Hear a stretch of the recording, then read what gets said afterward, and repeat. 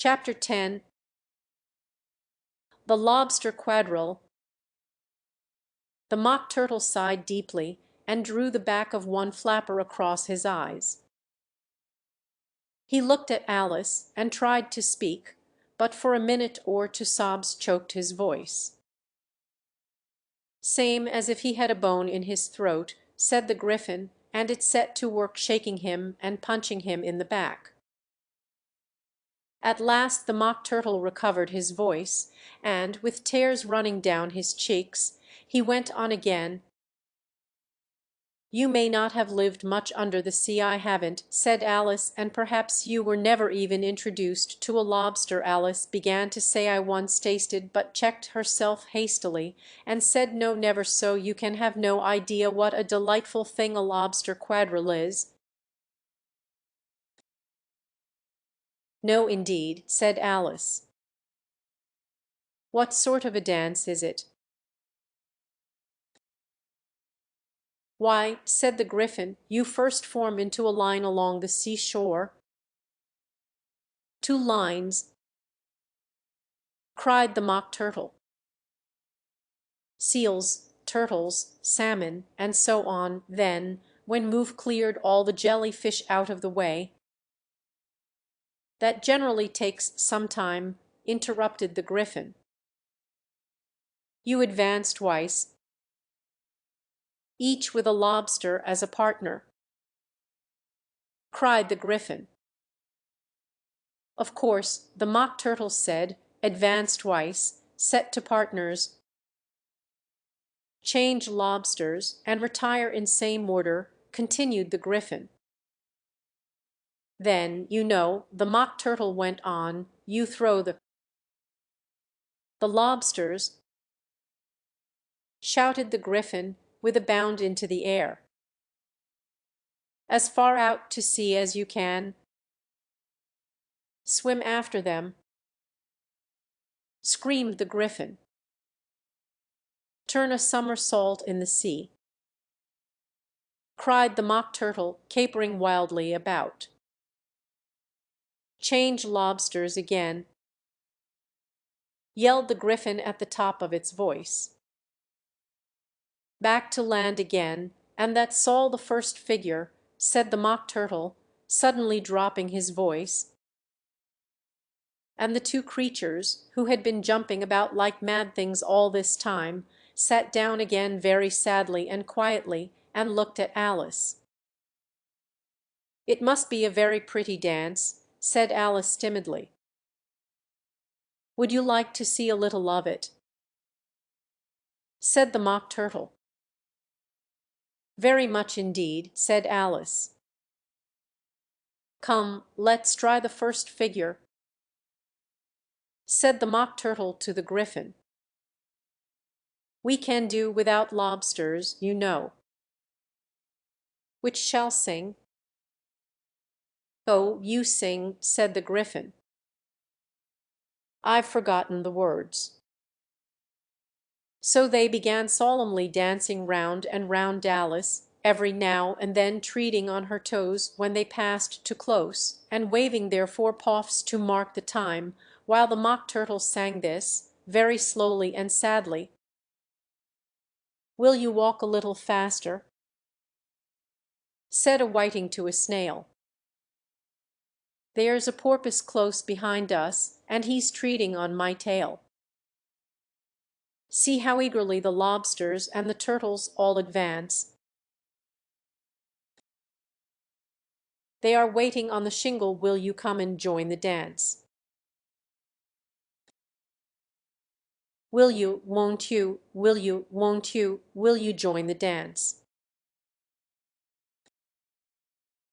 Will you, won't you, will you, won't you join the dance?"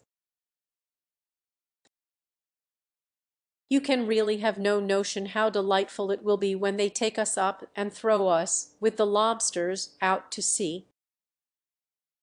But the snail replied too far, and gave a look askance. Said he thanked the whiting kindly, but he would not join the dance. Would not, could not, would not, could not, would not join the dance.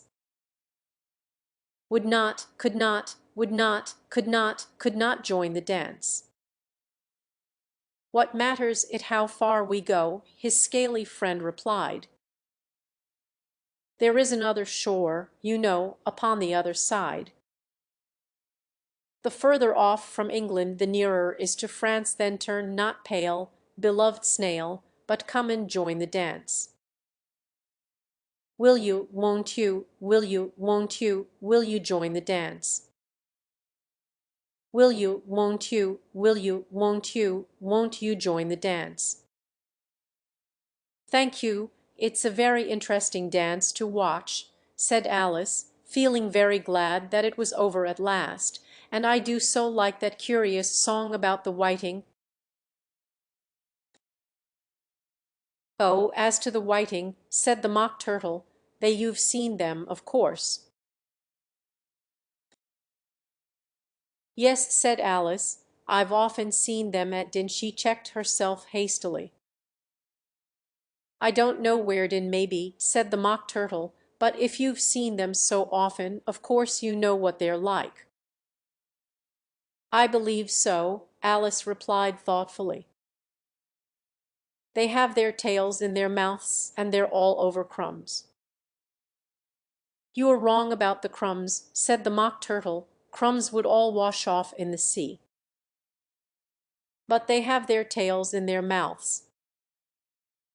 And the reason is here. The Mock Turtle yawned and shut his eyes. Tell her about the reason and all that, he said to the Gryphon. The reason is, said the Gryphon, that they would go with the lobsters to the dance. So they got thrown out to sea. So they had to fall a long way. So they got their tails fast in their mouths. So they couldn't get them out again. That's all. Thank you, said Alice, it's very interesting. I never knew so much about a whiting before. I can tell you more than that if you like, said the Gryphon. Do you know why it's called a whiting?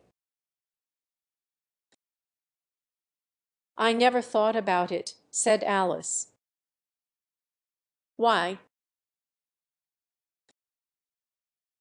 It does the boots and shoes, the Gryphon replied very solemnly. Alice was thoroughly puzzled. Does the boots and shoes? She repeated in a wondering tone. Why, what are your shoes done with? Said the Gryphon. I mean, what makes them so shiny?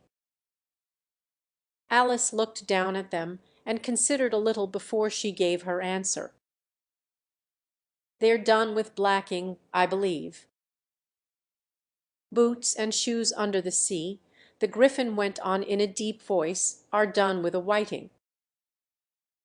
Now you know. And what are they made of?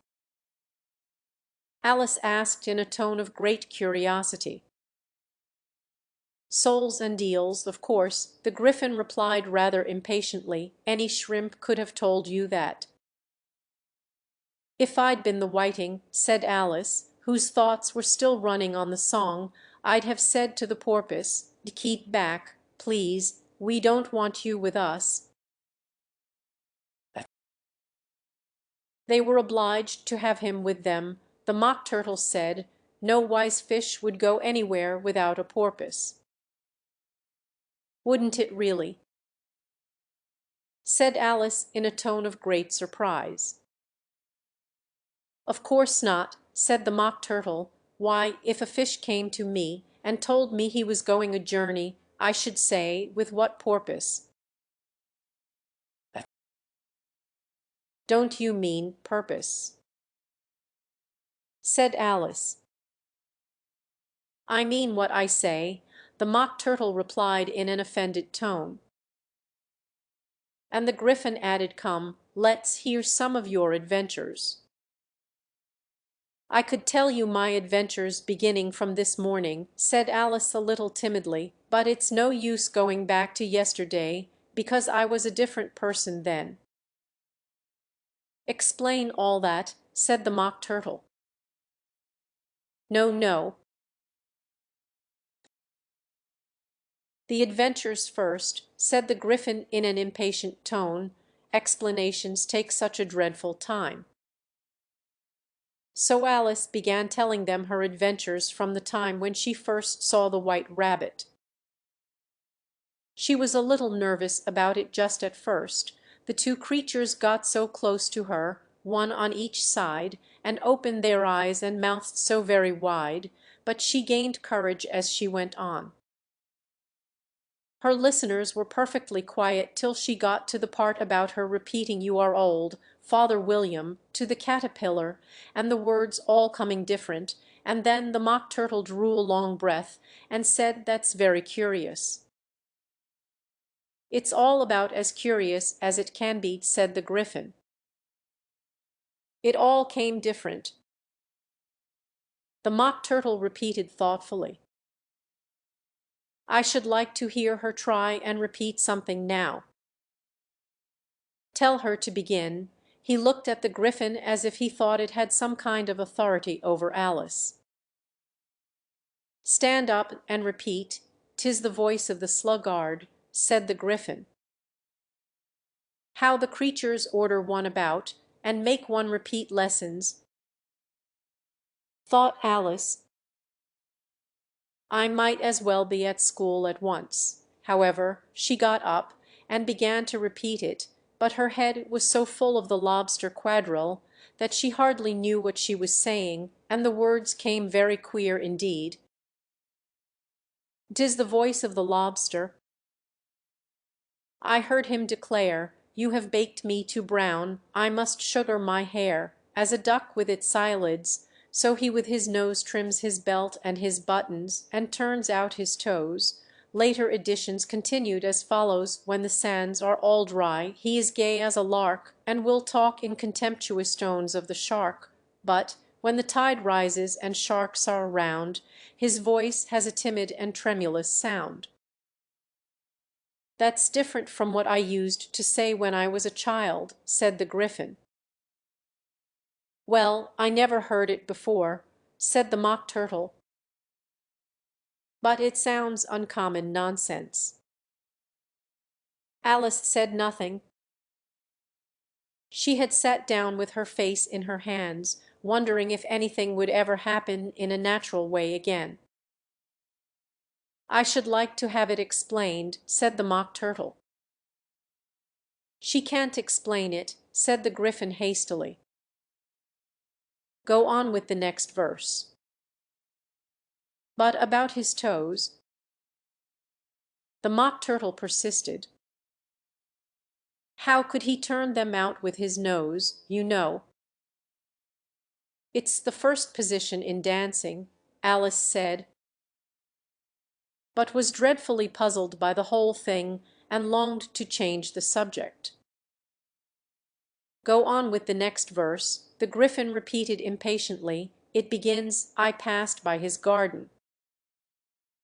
Alice did not dare to disobey, though she felt sure it would all come wrong, and she went on in a trembling voice: "I passed by his garden, and marked with one eye how the owl and the panther were sharing a pie." Later editions continued as follows: "The panther took pie crust, and gravy, and meat, while the owl had the dish as its share of the treat. When the pie was all finished, the owl, as a boon, was kindly permitted to pocket the spoon, while the panther received knife and fork with a growl, and concluded the banquet." "What is the use of repeating all that stuff," the Mock Turtle interrupted, "if you don't explain it as you go on?" "It's by far the most confusing thing I ever heard." "Yes, I think you'd better leave off," said the Gryphon, and Alice was only too glad to do so. "Shall we try another figure of the Lobster Quadrille?" The Gryphon went on. "Or would you like the Mock Turtle to sing you a song?" "Oh, a song please, if the Mock Turtle would be so kind," Alice replied, so eagerly that the Gryphon said, in a rather offended tone, "Hum." No accounting for tastes. "Sing her turtle soup, will you, old fellow?" The Mock Turtle sighed deeply, and began, in a voice sometimes choked with sobs, to sing this: "Beautiful soup, so rich and green, waiting in a hot tureen. Who for such dainties would not stoop? Soup of the evening, beautiful soup. Soup of the evening, beautiful soup. Beautiful soup. Beautiful soup. Soup of the evening, beautiful, beautiful soup.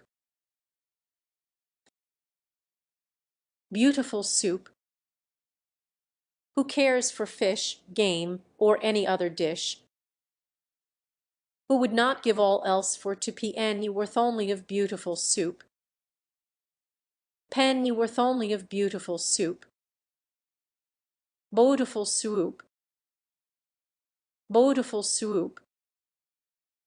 Soup of the evening, beautiful, beautiful soup.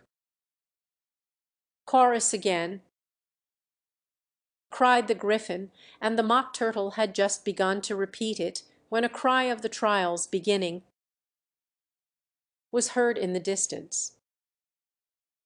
"Come on," cried the Gryphon, and, taking Alice by the hand, it hurried off, without waiting for the end of the song. "What trial is it?" Alice panted as she ran, but the Gryphon only answered, "Come on," and ran the faster, while more and more faintly came, carried on the breeze that followed them, the melancholy words: "Soup of the evening, beautiful, beautiful soup.